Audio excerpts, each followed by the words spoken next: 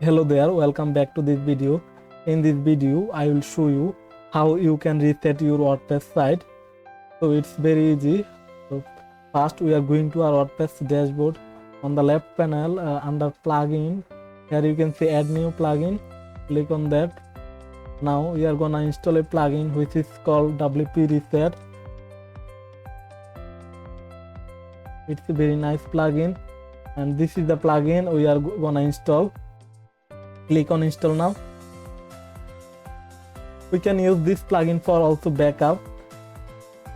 So the plugin installed. Now go to tools, here WP Reset, click on that. So before reset our site, I will take a backup. So for taking a backup, I'm going to snapshot. Here you can see we can create a snapshot from here. Click on that and write a name for snapshot. Create snapshot. This snapshot will take our database backup, and the backup is done. Now we will reset our site, and here type reset. Now click reset site, reset WordPress. Now our site will be resetting. Okay, resetting done. Now let's see our site, refresh it.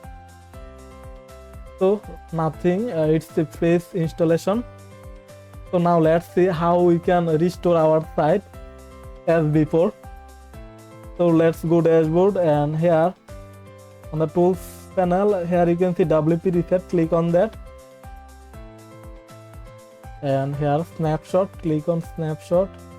So this snapshot we have taken, just click action, and here restore snapshot, click on that, restore snapshot.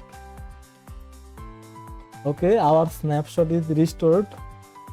Now log in it. Okay, so now let's check our site. So it's restored perfectly without losing any data.